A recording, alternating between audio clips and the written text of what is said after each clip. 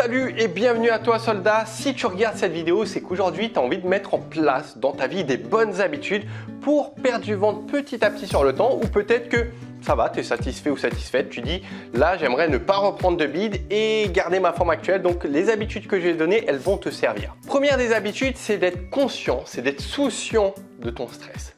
En fait, il faut savoir qu'il y a une relation directe qui est établie, c'est pas moi qui le dis, ça a été démontré que le stress provoquait directement une prise de graisse abdominale. Pourquoi, comment ça fonctionne? On va pas s'attarder sur ce sujet dans la vidéo. J'avais fait une vidéo qui expliquait un peu davantage, qui développait.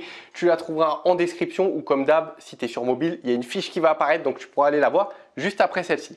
Quoi qu'il arrive, ce qu'il faut que tu fasses, déjà je vais te donner mon retour. Moi, j'essaye d'éviter tout le stress qui vient de l'extérieur, les gens qui peuvent m'énerver, supermarché, les gens que je rencontre, les gens de ma famille, les amis. J'essaye d'éviter de prendre du recul sur toutes ces personnes-là qui peuvent me donner du stress. Parce que je n'accorde pas que sur mon terrain, il y a quelqu'un qui arrive à me stresser. Donc il y a des personnes qui sont très fortes pour me stresser, mais j'essaye de prendre du recul et voilà, c'est pas évident à faire, mais crois-moi, à la base je suis quelqu'un de très colérique et justement impulsif. En travaillant sur toi, tu peux développer et tu peux devenir une personne zen. Après, la seule personne qui arrive à me stresser, c'est moi-même. Des fois, voilà, il se passe un truc, je m'énerve tout seul, mais pareil, tout ça, ça s'entraîne petit à petit. Donc voilà, je sais pas dans ton cas, mais en plus, si tu as un employeur, généralement, quelqu'un qui te saoule, qui te demande des comptes à rendre, tout ça, donc encore plus, fais vraiment ce travail parce que, comme je te dis, c'est un facteur très important. Le stress, pas que pour la prise de gras, là on parle de ça, mais pour beaucoup de notions. Donc vraiment, mets des choses en place, puisque c'est la seule manière de te sentir bien et de ne pas avoir ce stress chronique. Le sommeil aussi est relié au stress, puisque le manque de sommeil ou un sommeil de mauvaise qualité va sécréter dans ton corps le cortisol qui est l'hormone du stress. Donc pour ce faire, instaure-toi une bonne routine de sommeil. Si tu regardes la télé, tu vas dormir direct, ça c'est pas très bon. Tu peux mettre un masque pour bien dormir, pour pas qu'il y ait de la lumière. Tu peux prendre de la vitamine D, tu peux prendre du magnésium, tu peux faire une activité relaxante durant ta journée. Automassage, tu vois, des petits automassages comme ça détend. Tu crois que ça fait rien, mais si, ça fait des automassages. T'acheter des trucs, moi je l'ai dans la chambre de mes parents. Là, on est à Paris chez mes parents. J'ai acheté pour ma mère un truc que tu mets sur des sièges pour te masser si tu veux, et j'utilise de temps en temps. Et ça fait du bien. Je sais pas combien ça coûte, j'ai dû le payer 100 quelques euros. Tu vas sur Amazon, tu commandes ça et crois-moi, ça te fait du bien. Toutes ces activités, la lecture, la musique, tous ces trucs qui peuvent t'apaiser, fais-le. Deuxième des habitudes, il va falloir que tu deviennes un chercheur, une chercheuse de sucre. Pourquoi? Parce que tout comme le stress, le sucre, c'est directement lié à la prise de graisse au niveau du bide. Donc il va falloir que toi, tu aiguises ton œil aux aliments là où il y a du sucre. Il va falloir que tu augmentes en compétences et que tu recommences à t'intéresser qu'est-ce qu'il y a dans mon alimentation. Est-ce que ça contient du sucre? Est-ce que ça contient du sucre ou pas? Et crois-moi, tous les dommages que ça fait le sucre à notre cerveau, à notre santé, il faut que tu t'y intéresses, il faut que tu t'y attardes. Et au pire, tu as le droit de prendre du sucre. Moi, je suis le premier à prendre des glaces, des pâtisseries de manière régulière, mais c'est en toute conscience. C'est-à-dire, je prends, là, ça va être mon kiff. Et je vais me prendre la pâtisserie lorsque je suis avec Eva des fois, et ça va être quelque chose de ponctuel. Et généralement, je vais prendre quelque chose de bon, pas des cookies que tu vas trouver au casino ou à Monoprix, des trucs qui sont vite faits. Une bonne pâtisserie que tu payes 2 euros, 3 euros ou une glace, quelque chose de qualité et que tu vas manger, que tu vas apprécier. Et c'est là que ça va être le mieux. Et des fois, même, ça va être du sucre beaucoup plus sain que du sucre blanc. Quoi qu'il arrive, comment tu dois faire de ton côté? Tu dois t'intéresser aux étiquettes alimentaires. Tu prends ton produit, tu le retournes, tu regardes le taux de sucre qu'il y a. Déjà, ça va te donner un aperçu et tu regardes les ingrédients. Puisque dans les ingrédients, ça va t'indiquer s'il y a du sucre ou d'autres dérivés du sucre, type sirop de glucose, sirop de maïs, dextrose, maltodextrine, tout ça, c'est la même chose. Ou si tu as de l'aspartame, même si en somme, c'est pas quelque chose qui est calorique ou le sucralose, ça peut potentiellement stimuler l'insuline. Donc tout ça, on essaye de virer un maximum et d'être conscient du sucre qu'on a dans nos assiettes, dans nos plats, dans nos aliments. Habitude numéro 3, soldat, c'est de veiller à ce que dans ton assiette, matin, midi, soir, il y ait un repas complet. Alors, tu m'as déjà entendu parler de cette notion, je pense. Le repas complet, c'est veiller à ce qu'il y ait une source de protéines dans ton assiette, c'est-à-dire viande, poisson, œufs, ce que tu veux, une source de bonne graisse, huile d'olive, noix, sardines, ce que tu veux. Tu fais tes recherches sur Internet et une source de fruits ou de légumes. Pourquoi? Parce que tous ces trois que je viens de te donner, ces trois éléments sont fondamentaux pour ta survie, pour que tu puisses vivre et également vont être bénéfiques pour ne pas stocker des graisses parce que en fait un repas complet va diminuer l'impact de l'insuline, d'accord, et ça va te maintenir en forme, tu vas pouvoir perdre du gras éventuellement ou te maintenir en forme. Donc il faut que tu veilles, c'est pas systématique, mais il faut que tu veilles à avoir ce type d'alimentation. Et tout ce qui est pâtes, riz, pain, sucre, tout ça, c'est facultatif. Le corps n'a pas besoin de ces aliments pour survivre. Ok, donc ça, on peut mettre de côté, tu peux en consommer, pas de souci, moi j'en consomme, mais veillez surtout à avoir ce repas complet. Si tu veux mon retour d'expérience, moi ça fait un peu plus de 5 ans si tu veux. Avant, tu te souviens, je te dis que je faisais des compétitions de fitness, donc je m'entraînais beaucoup. Je m'entraînais minimum 4 fois par semaine des entraînements. Je mangeais beaucoup, alimentation très structurée, d'accord? Structurée, je m'intéressais, il fallait, puisque je m'entraînais, je voulais évoluer, je préparais compétition.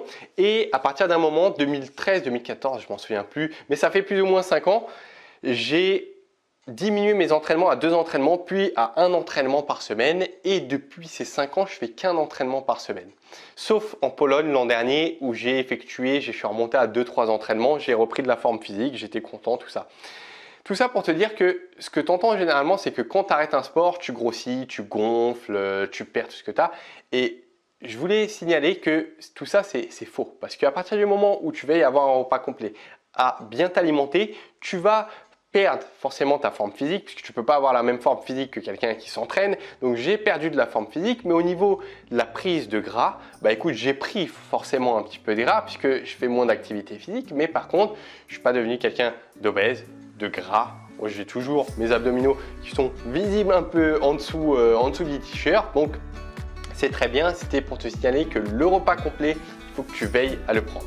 Quatrième des habitudes, ça va être que tu effectues une activité physique qui est intensive. Alors, quand je dis intensive, pas de panique, c'est intensif pour toi. On ne va pas parler de faire 7 jours sur 7 du sport, 2 heures par jour. Non, il ne s'agit pas de ça. Il s'agit de faire un entraînement qui pour toi est intensif. Donc, je ne connais pas ton niveau aujourd'hui, mais de faire quelque chose où quand tu finis ta séance de sport, tu sois en transpiration, tu sois essoufflé et tu sens que tu as travaillé quand même. Donc, ça peut se retranscrire par la corde à sauter, ça peut être du footing. Idéalement, c'est quand même des activités de résistance. Moi, pour ma part, ce que je fais, c'est que j'ai un programme en fait qui s'appelle Oser Ventre Plat Sport et j'ai mis en place un nouveau système qui est le système adapto-stimulant. Et en fait, c'est des entraînements qui s'adaptent à ton niveau justement et tu vas aller piocher en fait en entraînement pour ton niveau actuel. Donc, il va être intensif pour toi et uniquement pour toi. Tu vois, parce qu'aujourd'hui, peut-être que toi, moi, pour ma part, je vais piocher des entraînements par exemple de niveau 3 ou de niveau 4. Toi, peut-être que tu as un bon niveau, tu vas aller piocher des entraînements de niveau 6.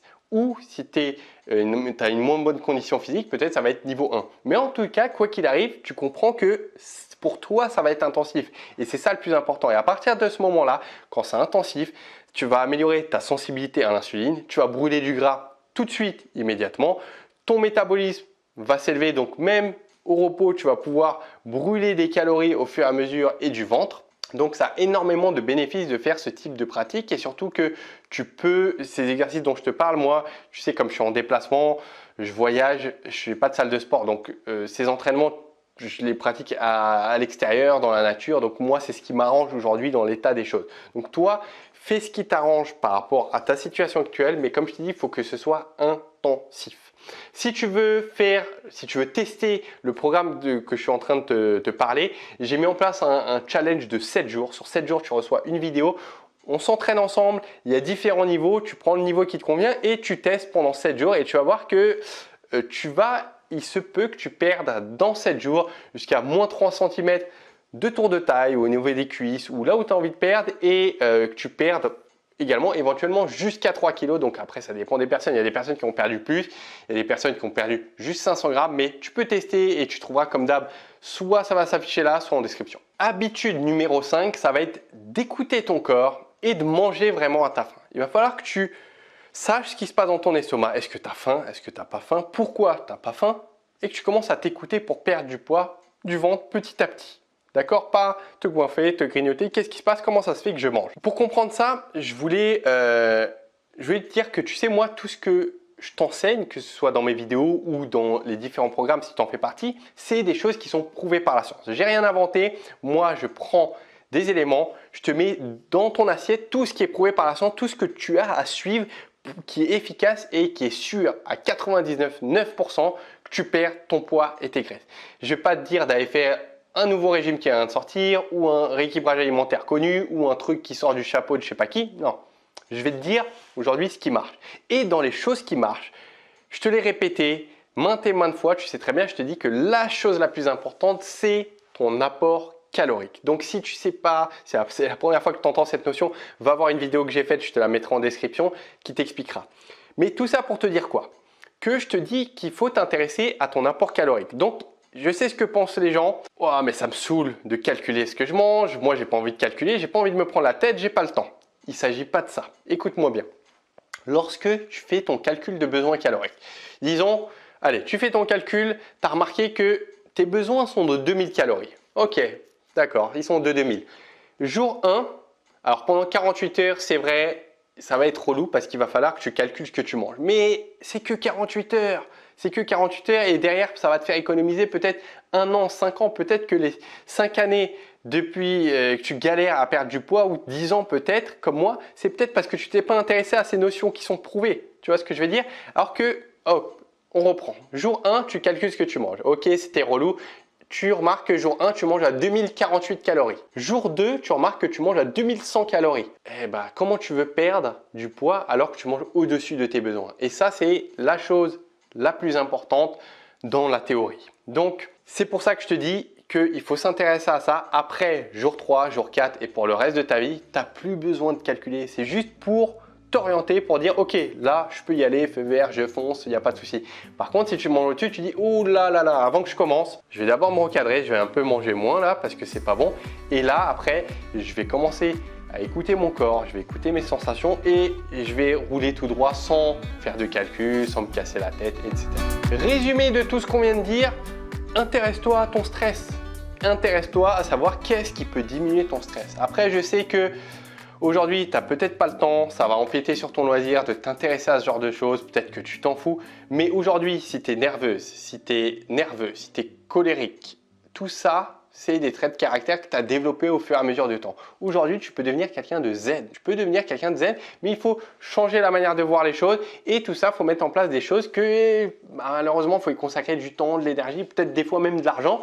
Mais rien ne vient sans rien. Donc, mets-toi-y, consacre du temps et fais quelque chose. Ça va t'être utile. Pareil pour la seconde des étapes, de voir les étiquettes alimentaires au niveau du sucre. Des fois, il y a marqué sans sucre. Tu regardes les ingrédients, il y a du sucre. Donc, pour éviter tout ce type d'arnaque, pour que tes enfants en bénéficient et les personnes autour de toi, intéresse-toi aux étiquettes alimentaires. Troisième des éléments, la notion de repas complet. J'en parle et j'en reparlerai encore puisque pour moi, c'est une notion qui est vraiment révolutionnaire et qui aide à énormément de choses. Quatrième des notions, c'est l'activité physique intensive. Va faire le challenge, c'est mieux, tu auras plus d'explications et tu verras. Cinquième des éléments, cinquième des bonnes habitudes à prendre, c'est de commencer à écouter son corps. C'est quelque chose que j'ai fait il y a, je sais pas, 1 an, 2 ans, ouais 2 ans peut-être, grâce à Eva qui m'a appris, ça c'est le côté peut-être féminin où on écoute plus son corps. Nous les gars, on a moins tendance à écouter notre corps, on y va plutôt comme des brutes. Donc voilà, si tu es un homme et que tu ne comprends pas trop cette notion, essaye d'apprendre à écouter ton corps. Si tu me regardes et que tu es une femme, je pense que tu dois comprendre ces notions et l'importance. Donc partage peut-être autour de toi à ton mari, à ton compagnon ou peut-être aux amis que tu as autour de toi à commencer à s'intéresser à leur corps, qu'est-ce qui se passe, pourquoi ils grignotent, pourquoi ci, pourquoi ça. Donc voilà, je voulais te partager une petite anecdote justement par rapport au fait de perdre du ventre et le fait de ne pas reprendre au niveau du bide, des habitudes, tout ça. C'est que j'ai mangé avec des amis dernièrement là à Paris, on était plusieurs et il y avait un ami à qui j'ai fait un coaching. Bref, il a suivi un de mes programmes en fait et il a suivi tout ce que je disais dans le programme. Et lui en fait, il voulait depuis, il est passé, je crois il a perdu plus ou moins 20 kilos et il a arrêté le sport là. Je sais plus pourquoi. Il a arrêté le sport et il m'a dit waouh, c'est incroyable Al parce que ce pote il s'appelle Adam. Si tu me regardes, je te fais un petit coucou. Il me fait waouh, c'est incroyable. Je ne pensais pas qu'on pouvait continuer à perdre du bide et continuer à perdre de manière globale juste en s'intéressant à son alimentation et continuant sur les bonnes habitudes. Donc, ça m'a prouvé encore une fois, même si moi je le sais très bien et que je l'ai expérimenté sur moi, que même si tu as arrêté une activité physique, même si tu n'en fais pas, même si tu es sédentaire, tu peux continuer juste par le biais de la bonne alimentation, des bonnes habitudes à continuer à perdre et à avoir ton poids de forme. Après, l'activité physique, je la recommande bien évidemment pour plein d'autres choses et parce que c'est aussi un bon accélérateur. Donc voilà pour l'anecdote. Voilà, je t'ai tout dit dans cette vidéo. J'espère que tu as apprécié et si toi, de ton côté, tu as peut-être une bonne habitude, une habitude gagnante que tu as mis en place et qui a fonctionné pour toi, partage-la nous en commentaire sous la vidéo. Comme ça, on aura un bon petit panel d'habitudes et peut-être que j'irai même moi piocher quelque chose dedans. Mis à part ça, le trio comme d'habitude de t'abonner à la chaîne YouTube si ce n'est pas encore fait et d'appuyer sur la petite cloche qui se trouve juste en dessous. La petite cloche en fait elle aide à te notifier que voilà, Al a sorti une nouvelle vidéo et comme ça tu peux la visionner et de ne pas oublier de mettre un petit pouce bleu si cette vidéo elle t'a apporté quelque chose.